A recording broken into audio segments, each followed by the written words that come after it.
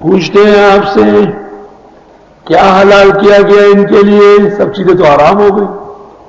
قل احل لکم الطیبات، آپ فرمائیے حلال کیے گئے تمہارے لیے صاف ستھری چیزیں، جتنی پاکیزہ چیزیں تھیں وہ حلال ہے. اس میں کچھ اصول آئے ہیں کہ جو پنجوں سے توڑ توڑ کے کھائے وہ حرام، جو چونچ سے براہ راست نہ کھائے وہ حرام. چنانچہ طوطے میں اختلاف ہے، ببغاں میں. مولانا اشرف علی صاحب کی رائے یہ ہے کہ یہ حلال ہے، اور الو بال اتفاق حرام ہے. عالمگیری میں غلطی ہو گئی ہے. والبوم حلال ہے، بوم کہتے ہیں الو کو. اور غربان یعنی کوے، 4 قسمیں ہیں اس کی. ایک تو یہ رافضی کوا ہے، یہ تو ہر حال میں کافر مردار. دوسرا وہ چیل ہے، تپس، خدیات، وہ بھی حرام ہے. تیسرا غراب ابقاح ہے، گنجی یعنی گدھ، وہ بھی حرام ہے. اور چوتھا سرخکا، زاغا، وہ حلال ہے. گنگوہ میں مولانا رشید احمد نے جو جواب دیا، زاغ معروف حلال ہے. زاغ سے مراد تو پشتو والا زاغا، منگور تزانی والی. یہ زانی دا یو کاغا دا، دوار علیحدہ علیحدہ دی، لیکن شیء حلال دی دوار دا کارغر قسم نہیں.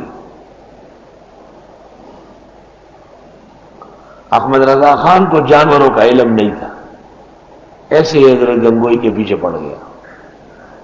حضرت نے جواب لکھا کہ میرے پاس تیرے جیسے آدمیوں کے لیے کوئی ٹائم نہیں، آئندہ مجھے کوئی خط مت لکھ، اور مجھے اور میرے بزرگوں کو اس کی حلت میں شک نہیں.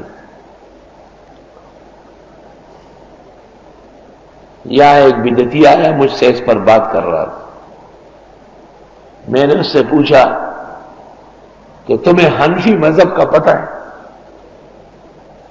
پہلے یہ بتاؤ کہ احمد رضا خان حنفی تھا یا غیر مقلد؟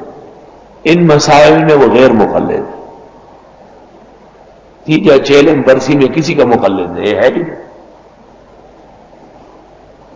میں نے حیات الحیوان دمیری کی کھول کے دکھائی، اس میں اس نے لکھا ہے والغربان کلھا حلال عند ابی حنیفہ.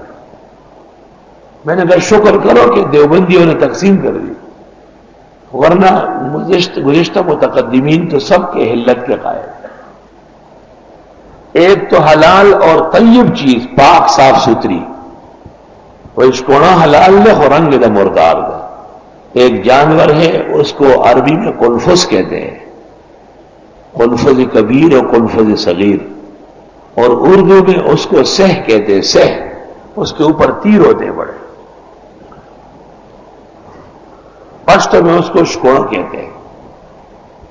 اس کے حلت و حرمت پر مناظرے ہوئے بڑے بڑے، لیکن پختونوں کی کہاوت ہے کہ وہ حلال ہے مگر کھانے کا قابل نہیں ہے. بد شکل ہے، بد نما ہے. جیسے جھینگا، تو جھینگا اول تو مچھلی نہیں ہے، اور اگر مچھلی ہے بھی تو کھانے کا قابل نہیں ہے، کریہ المنظر ہے. ہمارے یہاں ایک استاد تھے، وہ مجھے کہتے تھے کہ آپ جانتے نہیں ہیں جھینگا، ہم بنگالی ہیں، ہم جانتے ہیں.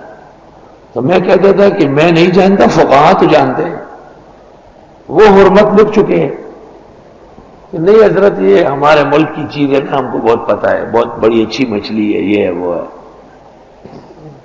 تو وہ روزانہ یہاں جاتا تھا اس ندی میں، اور چھوٹے چھوٹے کیڑے پکڑ کے لاتا تھا، اور کہتا تھا کہ یہ مچھلی ہے، اور پھر وہ توے پہ سینکتا تھا، تو اس کی ایک روٹی اس کے ساتھ کھا لیتا تھا. روح خوش ہو جاتی کہ میں نے موسلی کھا لی، موسلی. تو ایک دن میں نے اس کو کہا یہ کیا لایا ہو؟ اس نے کہا چھوٹی چھوٹی مچھلی ہے. میں نے کہا یہ مینڈک کے بچے ہیں. اس نے کہا کہ نہیں. میں نے کہا یہ مینڈک کے بچے. اتنی بڑی تعداد میں مچھلی ہوتی نہیں ایک ہماری ندیوں میں. تو میں نے اس کو کہا آج پکانا نہیں, اور وہ ٹین کے اندر ڈالا ہم نے, اور ٹین اس کے مدرسے کے باہر رکھوایا. لیکن میں نے طالب علم کو مقرر کیا کہ اس کا خیال رکھو. صبح و شام پانی بدلتا تھا. 2-4 دن کے بعد دیکھا تو اس کی ٹانگیں ایسی آنکھ کے باہر نکل آئی اور بڑے بڑے مینڈک بن گئے. میں نے کہا ادھر آؤ مولوی صاحب. ہاں اجرت یہ تو واقعی مینڈک ہو گیا. میں نے کہا یہ مینڈک ہی آپ 2 سال سے کھاتے چلے جا رہے ہیں. ایسا